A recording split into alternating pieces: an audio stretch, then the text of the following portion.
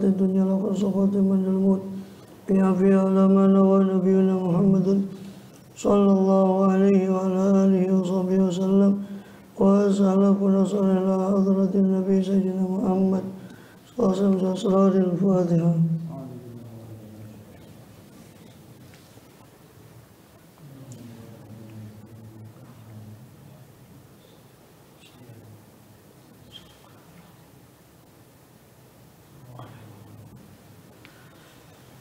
Bismillahirrahmanirrahim.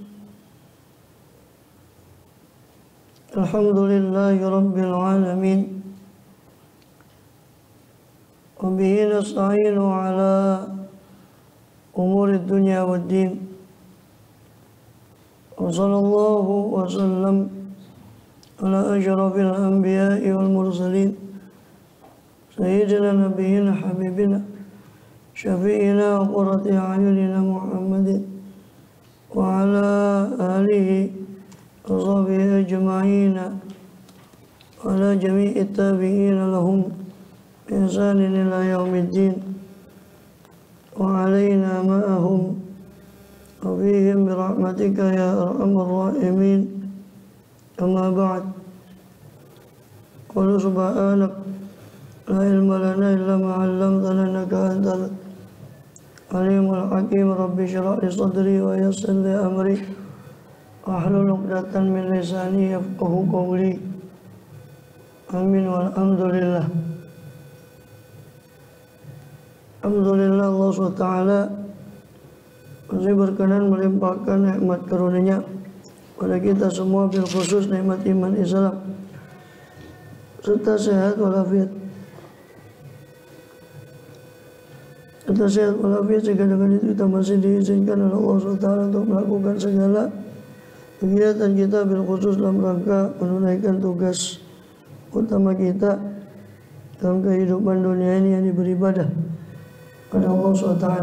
Kemudian kita masih melanjutkan di pembahasan lalu dari kitab Jawahirul Quran daripada Imam Al-Ghazali rahimahullah. Karya Imam Al-Ghazali Abu Hamid Muhammad bin Muhammad Al-Ghazali rahimahullah radhiyallahu anhu amin. Masih di rangkaian ayat Durarul Quran tentang ibadah. Kemarin terakhir rangkaian kita bahas rangkaian Durarul Quran pada ayat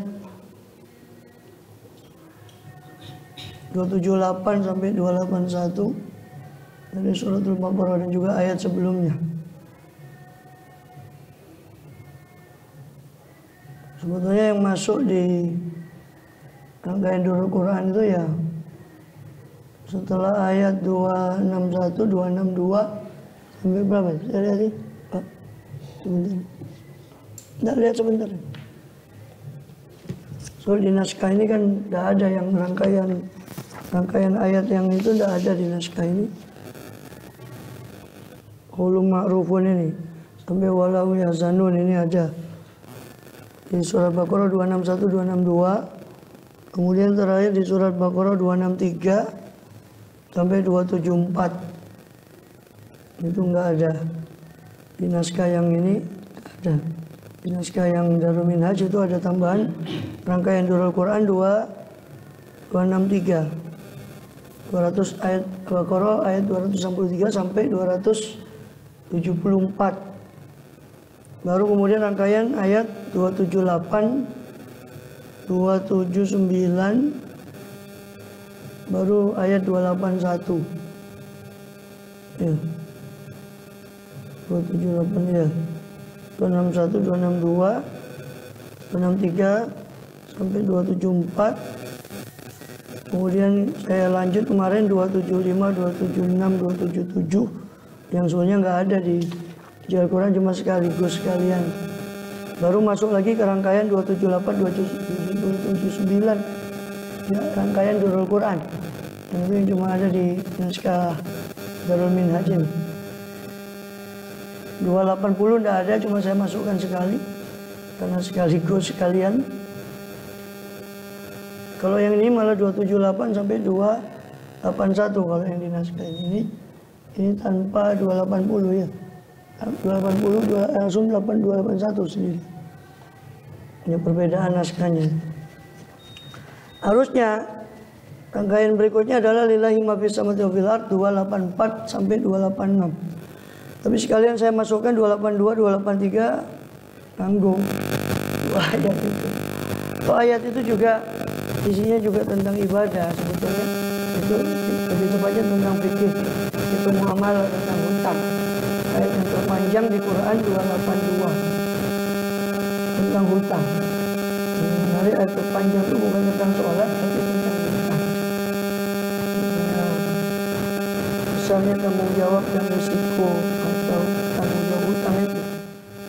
Ada orang yang syahid dikatakan yughfaru syahid ila dain, diampuni dosanya orang yang syahid kecuali hutang, maka tidak diampuni. Di ayat 282 itu ayat terpanjang di Quran. Satu halaman sendiri kalau di mushaf luar itu satu kaca sendiri. Ayat itu satu halaman. Itu dari syaitan rajim.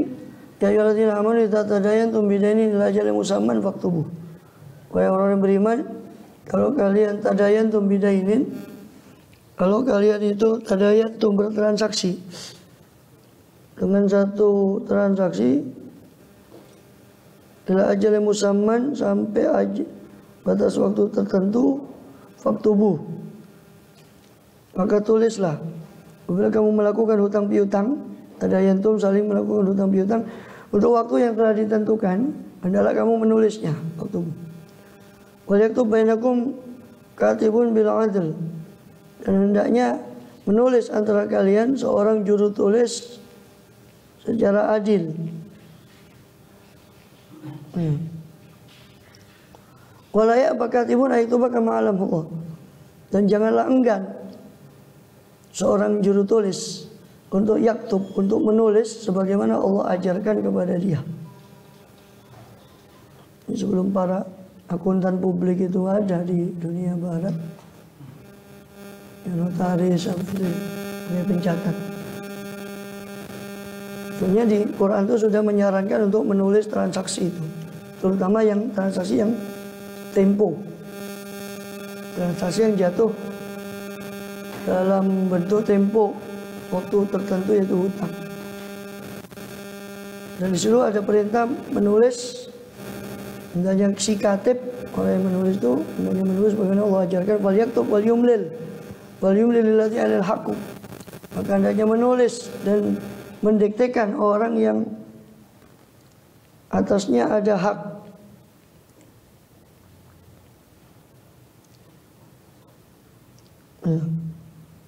Maka hendaknya dia menuliskan, dan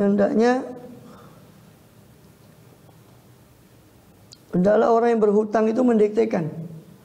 Walyattaqullah walyattaqilla rabbah. Hendaknya orang yang berhutang itu mendiktekan tulisan itu, dan hendaknya dia bertakwa kepada Allah Tuhannya.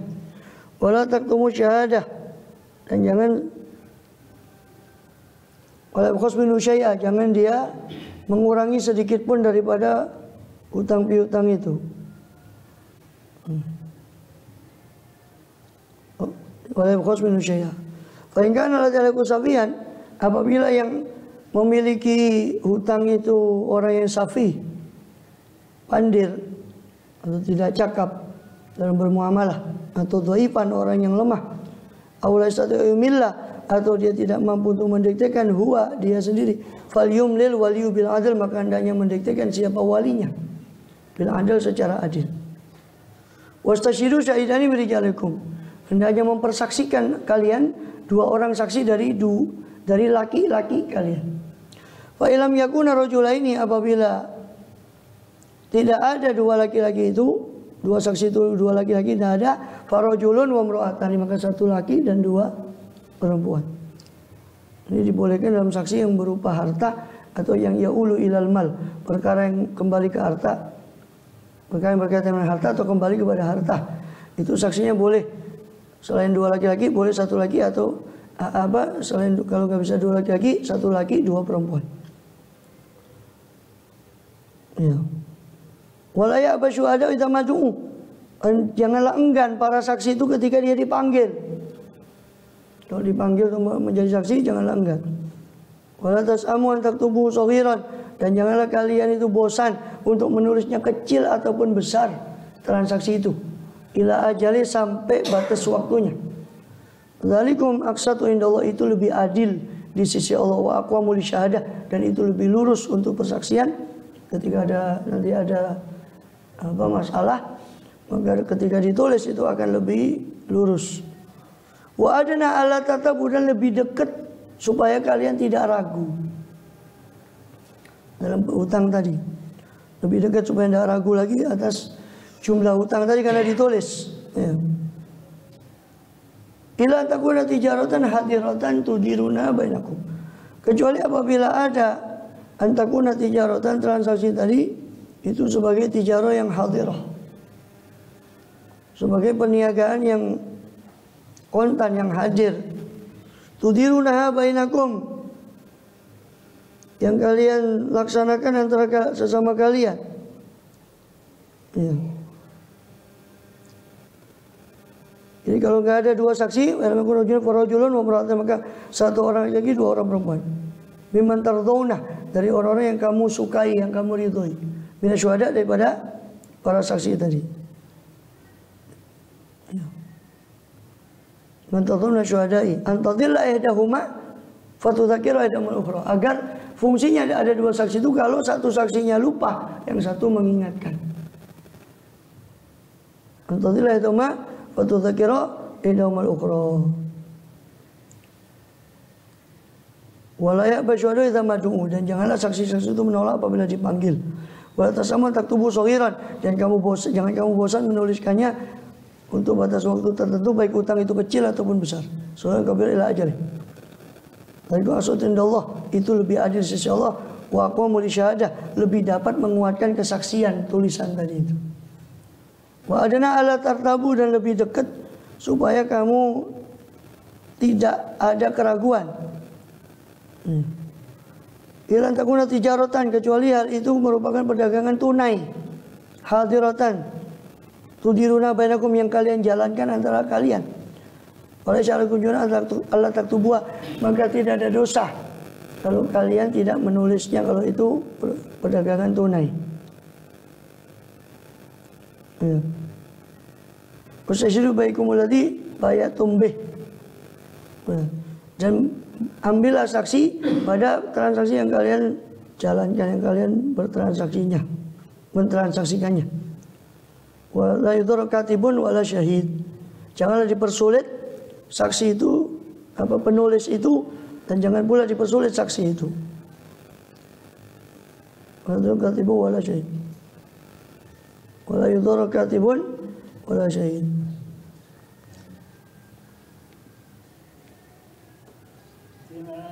Berhutang itu yang menulis berhutang. Menulis berhutang ya. Itu yang berhutang yang diktekan, mendiktekan. Yang nulis ya juru katib, tadi beda. Katib itu ya juru tulisnya. Falyuladil haku, yang mendiktekan itu yang berhutang. Alail haku, yang atasnya ada hak. Maka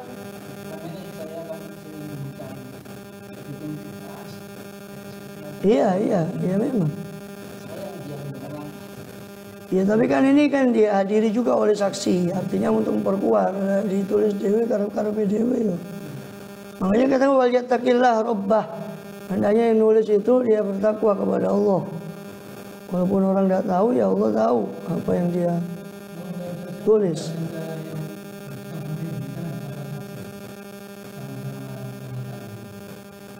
Ya saksi ini kan bukan, bahkan menulis ini kan ayat ini sepakat ulama fuqaha. Ayat ini saya belum jelaskan ayat ini, saya cuma membacakan ayat ini, saya belum jelaskan ayat ini sebetulnya. Saya membacakan ayatnya sampai habis, nanti saya jelaskan. Dikatakan, karena penjelasan dia panjang, karena ada banyak poin yang perlu dijelaskan. Dan ini cuma baca ayatnya toh ya belum jelas. Ini saya cuma membacakan ayatnya, maksudnya supaya isi ayat globalnya itu paham. Kojong kok dijelaskan situ-situ, ayatnya gak paham sih global. Kenapa dijelaskan situ-situ? dijuntrunge iki. Wong diwacana kan ayate kedawan, kula lali lupa lagi. Maka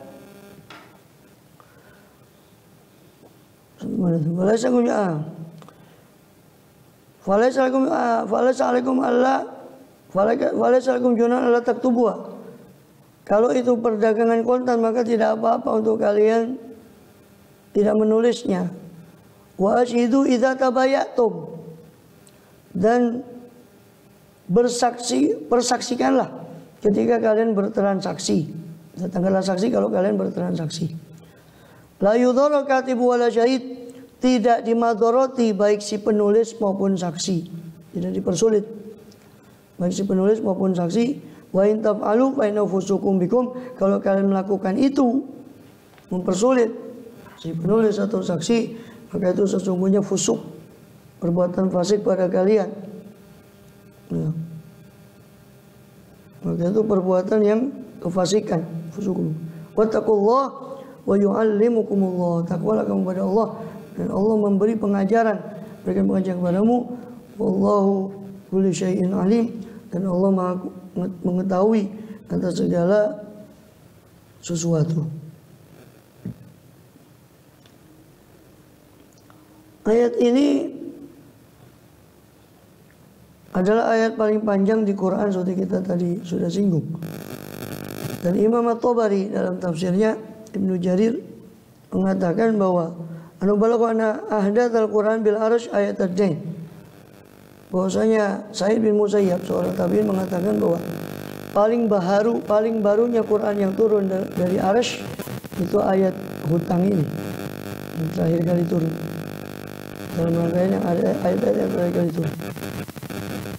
Dikatakan bahwa ketika ayat Hujan ini turun, sebagaimana riwayat Imam Muhammad bin Hanbal dan Abdullah bin Abbas, ketika ayat Quran, ayat dan ayat hutang ini turun, Rasulullah SAW bersabda, sesungguhnya awal orang yang ingkar, pertama kali orang yang ingkar itu Nabi Adam alaihissalam. Pertama kali orang yang ingkar itu Nabi Adam. Terus nenek putu nengeyelan ya, anjas. Kemudian yaitu apa? Ketika Allah ciptakan Adam alaihissalam, maka Allah mengeluarkan dari tulang sulbi atau punggung Nabi Adam keturunannya, bahwa dzari'un yang Allah cipta daripada keturunan Adam sampai hari kiamat. Maka Allah Ta'ala memaparkan keturunannya Adam pada Adam. Jala ya ali dzurriyyat alih. Rabbil wajulan yazhar. Dikatakan nampak di antara keturunannya ada satu orang yang terang. Dan siapa itu ya Allah? Man hadza? Qala ibnuka Daud. Itu putramu Daud alaihissalam. Maka ay rabbikam umru, berapa umurnya ya Allah? Terus itu nama 60 tahun. Kata Allah Ta'ala. Qala rabbi zid fi umurih. Ya Allah, tolong jangan tambahkan umurnya. Oh, cuma 60 tahun. Maka Allah bilang la, tidak. Illa an azida min umri, kecuali saya tambahkan dari umurmu ya Adam. Saya tambahkan dari umurmu. Maka adalah umur Nabi Adam alaihissalam itu 1000 tahun.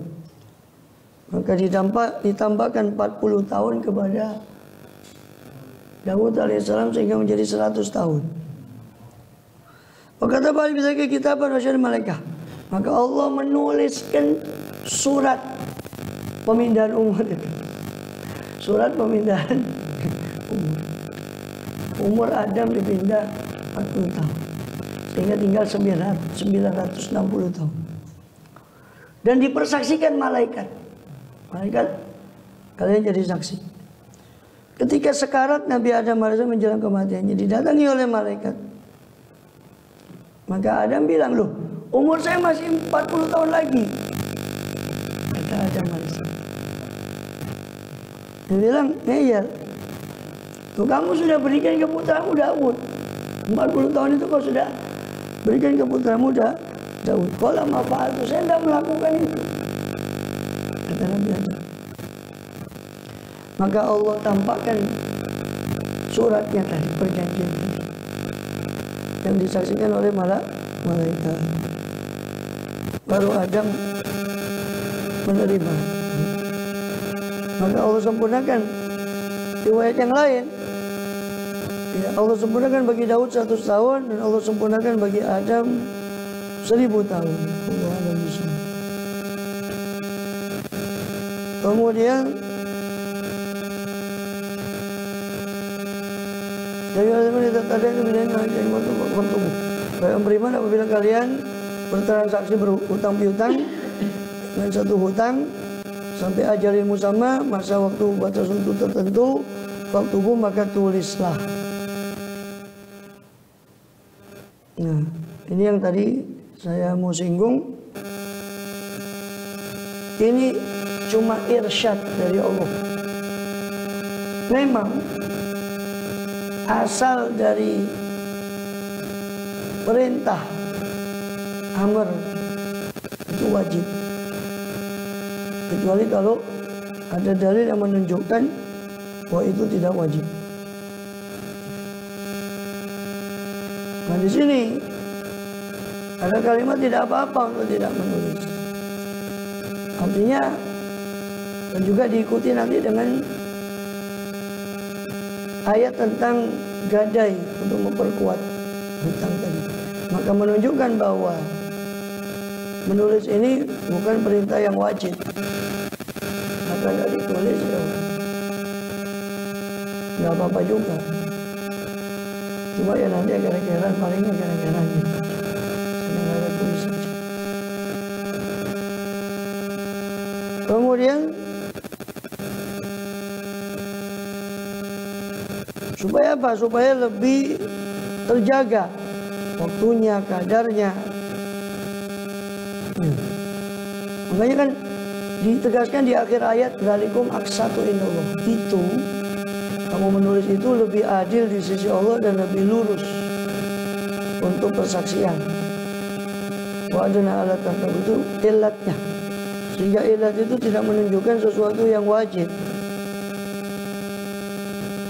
Subhana Tawri juga Mujahid meriwayatkan Abdul Abbas bahwa ayat ini tanda bidajin ini turun berkenaan dengan jual beli salam, jual beli pesanan.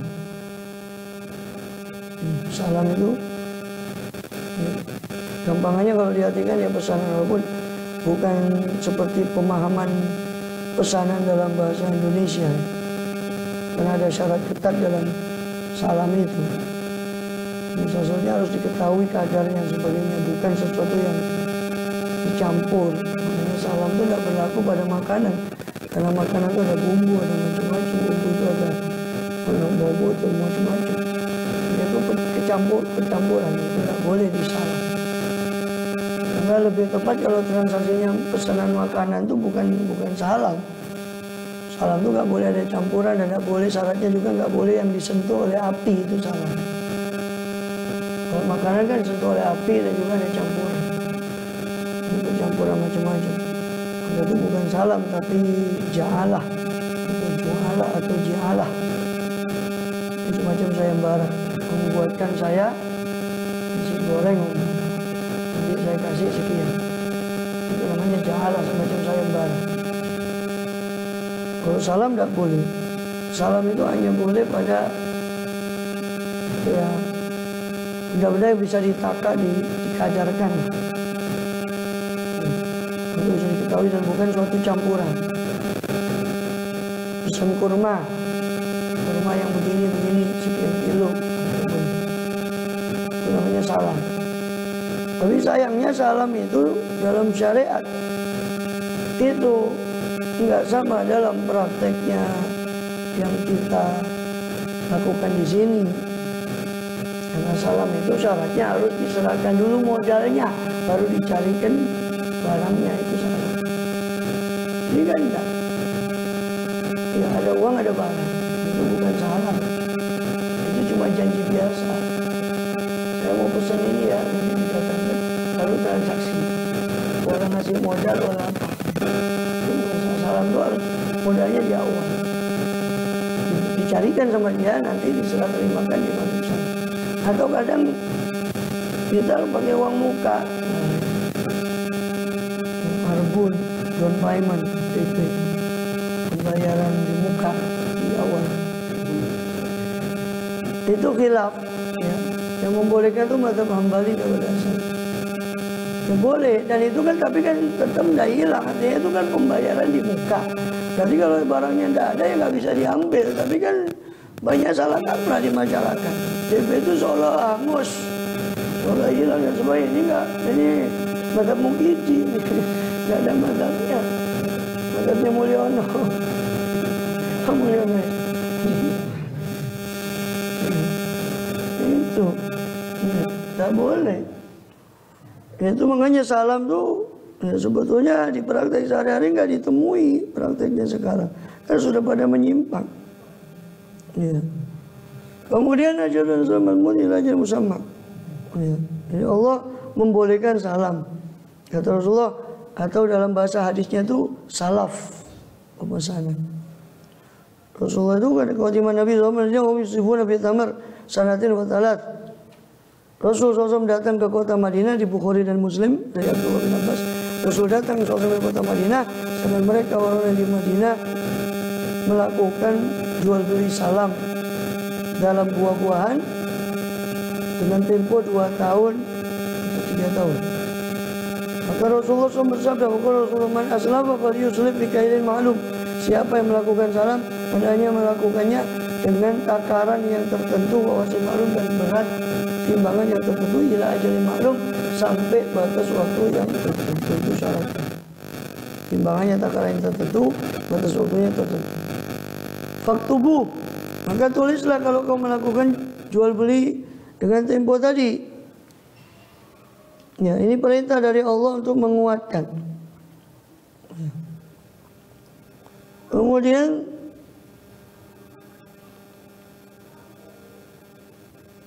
ya.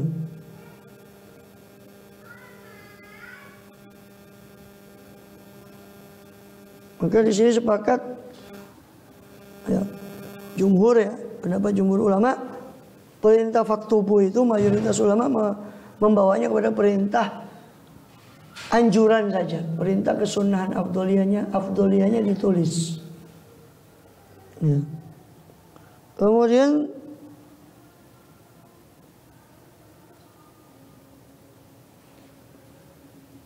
dikatakan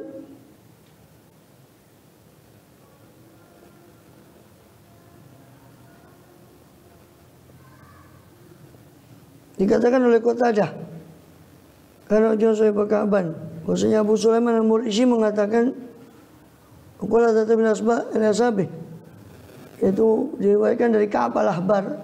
Suatu kali Ka'ab al-Ahbar bercerita kepada murid-muridnya, apakah kalian tahu orang mazluman, orang yang dizalimi, dia berdoa kepada Allah tapi tidak diistijabah. Sebab di antara doa yang mustajab itu kan doanya orang yang dizalimi, tapi ini dizalimi, doa kepada Allah tidak diistijabah.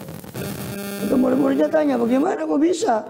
Iya, ada orang menjual satu barang, sesuatu sampai batas waktu tertentu, tapi dia tidak mengambil saksi dan tidak menulis. Ketika jatuh tempo dia mengingkari. Si temannya yang hutang sama dia mengingkari. Hanya dia doa kepada Allah, Allah tidak istijabah. Kenapa? Karena dia sudah durhaka pada perintah Allah, faktubu, tulislah. Sedangkan syaratnya di istijabah doa itu kan syaratnya itu adalah melakukan perintah Allah. Ya. Ujibu da'wata da'i idza da'ani fal yastajibuli. Maka hendaknya dia menjawab perintah saya. Menjawab ya kan, kepada saya. Ya, kalau ingin diijabah doanya. Nah, orang ini sudah mendurhakai perintah Allah, faktubu, tulislah. Ya Allah dah ijabah doanya. Padahal dia dizalimi. Dengan hutangnya dah diakui tadi. Tapi karena dah nulis, Ya resikomu kan sudah ditulis. Urusan fulus kok. Ya. Itu pastinya diingkari. Kemudian dikatakan karena wajibat itu mina amanatah adalah menulis itu dulunya wajib. Begitu juga gadai itu dulunya wajib. Tapi kemudian dinasakh dengan ayat berikutnya nanti 283 fa in amina ba'dukum ba'dun falyu'addi alladzi tumina amanatah. Maka jika amina ba'dukum ba'dun, jika mempercayai sebagian kalian kepada sebagian yang lain, falyu'addi alladzi tumina amanatah, maka hendaknya menunaikan orang yang diamanati itu dia tunaikan amanatnya. Nanti di ayat 283 itu dijelaskan juga tentang gadai sebagai pemerkuat hutang. Selain tulisan itu ada juga akad yang disebut sebagai rohan gadai, itu dijelaskan di ayat 283. Kemudian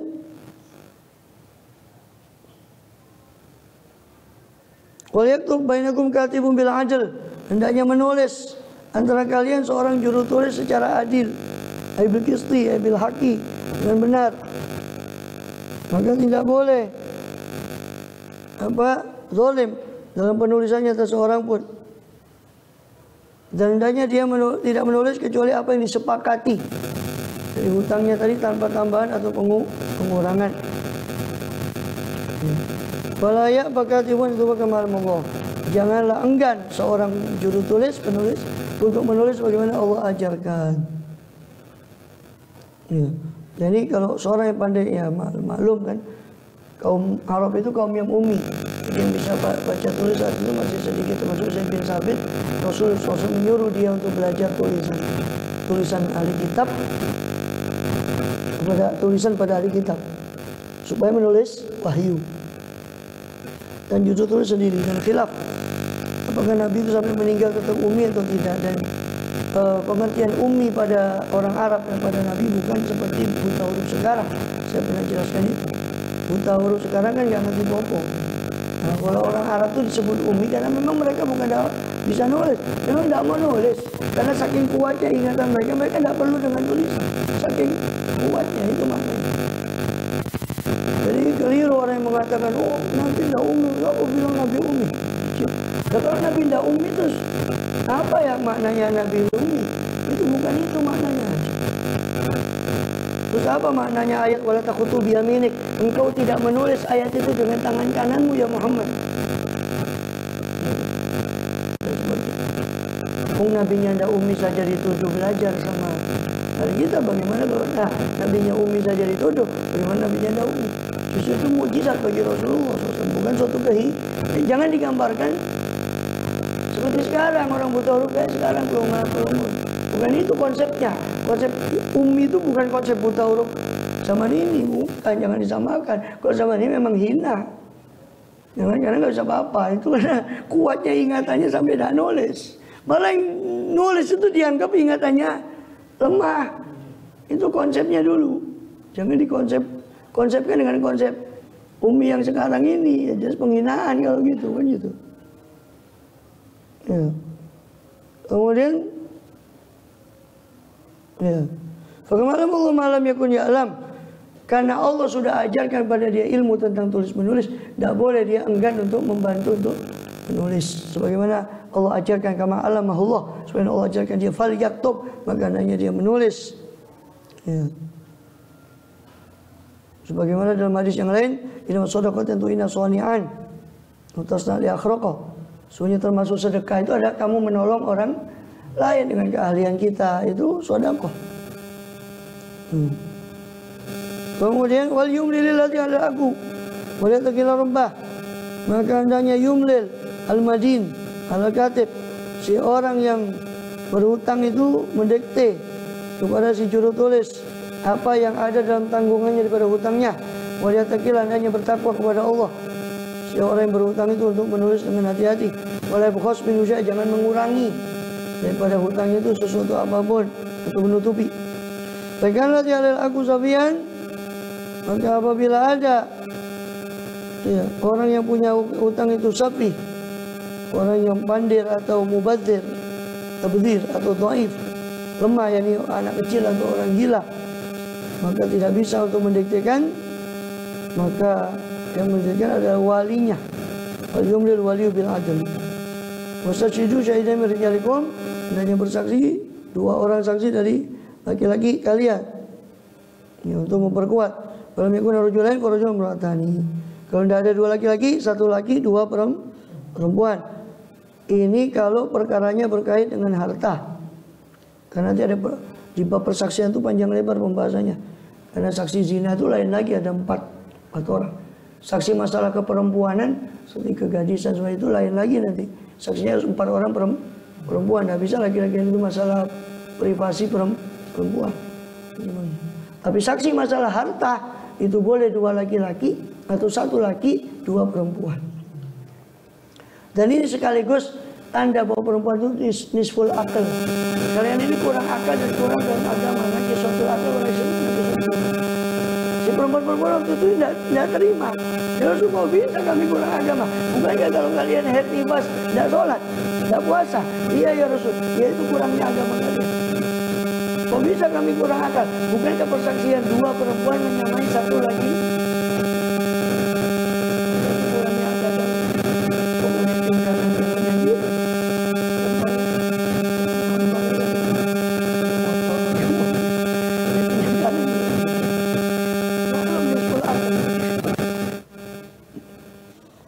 Jadi 2 perempuan persaksian 2 perempuan sama dengan 1 laki-laki. Kalau ada yang lebih cerdas, itu pengecualian. Tapi kebanyakan kan begitu. Kebanyakannya, ghalibnya. Soalnya perempuan yang kuat ya ada juga. Tapi kebanyakan yang lebih condong ya kekuatan fisik pada laki-laki qawamun 'alan nisa itu. Baik nafkah maupun kuatnya, tegarnya perasaan laki-laki. Dan karena perempuan lebih pakai perasaan dan laki-laki lebih pakai akal. Kalau perempuan lebih pakai feeling. Ya. Mimman tatuna syuhada. Ya. Daripada saksi yang kalian ridhoi. Ya. Ini dalil atas persyaratan keadilan. Keadilan dalam saksi itu harus adil.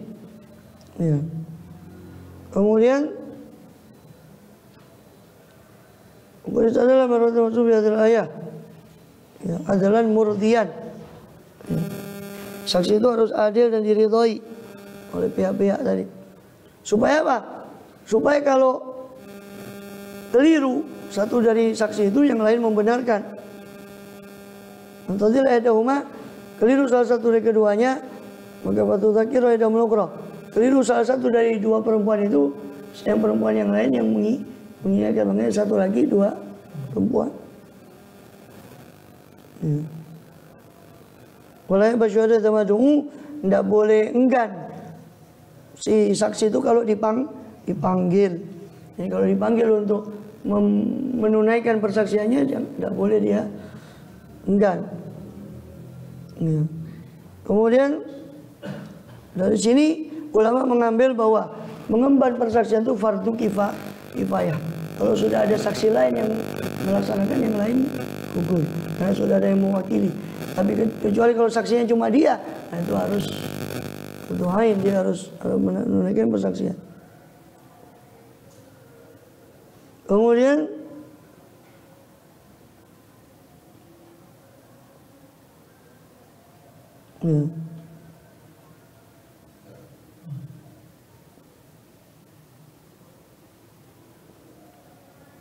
wala tasamu an taktubu saghiran.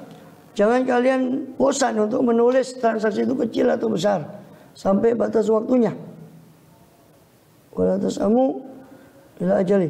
Dari Rasulullah itu lebih adil di sisi Allah, wa aqam li syahadah, lebih lurus untuk syahadat dan untuk persaksian, dan ada ini tulisan itu lebih adil dan lebih bisa meluruskan persaksian dan lebih dekat supaya kalian tidak ragu. Kemudian atau lebih memperkuat aqwam li syahadah, lebih memperkuat meluruskan persaksian. Ila takuna tijarah, kecuali kalau perdagangannya itu hadiratan, tijaratan, hadiratan, perdagangan yang kontan. Bainakum antara kalian falasakum junahun. Tudiruna bainakum, yang kalian jalankan perdagangan itu antara kalian, maka tidak apa-apa atas kalian tidak ada dosa untuk kalian tidak menulisnya. Karena nggak ada kekhawatiran, kalau kontan kan langsung diselesaikan transaksi itu saat itu juga, sehingga tidak ada kekhawatiran untuk persengketaan, maka tidak dianjurkan menulis. Fasyidu idza tabayatum. Adapun persaksian ketika jual beli, Allah sudah perintahkan asyidu, persaksikanlah kalau kalian bertransaksi.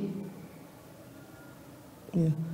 Ini anjuran dari Allah Subhanahu wa taala, persaksikanlah atas hak kalian kalau kalian bertransaksi baik kontan ataupun tempo, supaya ada penguat. Tapi jumhur ulama mengatakan apa perintah persaksian itu gugur, kewajiban persaksian itu dengan fa'in amina ba'dukum ba'dan nanti di ayat berikutnya. Jika merasa aman sebagian kalian dengan sebagian yang lain, maka tidak perlu bersaksi. Waliyu adilati itu min amanatah. Yang penting yang sudah diamanati harus menunaikan amanatnya. Kemudian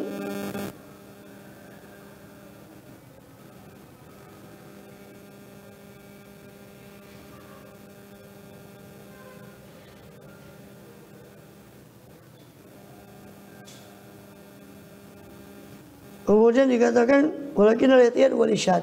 Tapi bagaimanapun yang hati-hati adalah hendaknya bersaksi.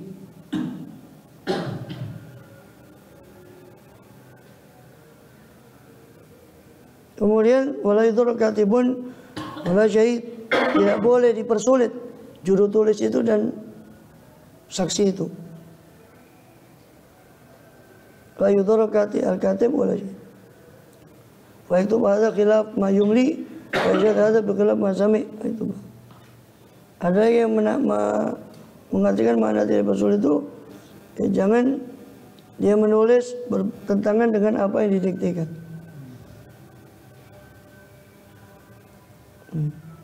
Berarti kalau itu maknanya yudharu itu berarti maknanya itu apa?